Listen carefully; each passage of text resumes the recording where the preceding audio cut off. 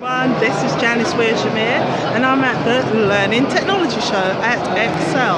And here I am, as you know, some of you may know that I review LMSs for Capterra and other places, but I also want to look at what's happening, what's new for engaging learning.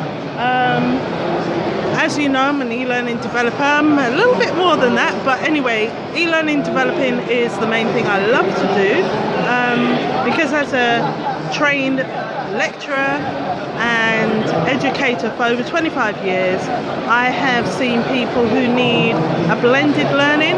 So way before you had all of these authoring tools, I was using PowerPoint, I was using Word documents with links in it, I was using blogs.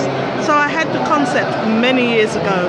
Maybe I could have been a millionaire, but however, I've had to integrate it for different learning styles, and it's really important that adults, employees, they still have those same challenges, but at work they feel they cannot say anything, they feel that if found out they may lose their job, they may be considered less.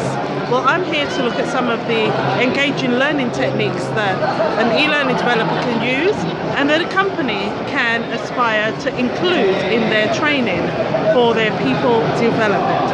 Anyway, this is me signing out, and I will report some of the things that I see. I'm an Articulate 360. I adore Articulate.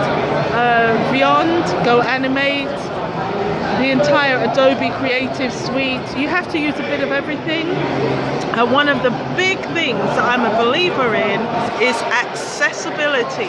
We must allow people with different disabilities and learning styles to be able to access either the transcript, or to have more worded, or to allow their speech to text-to-speech, that's it, technology to be able to read out what you are actually delivering via your engaging learning.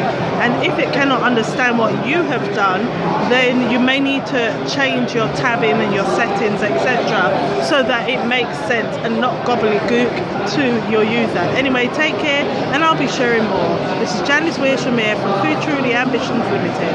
Bye!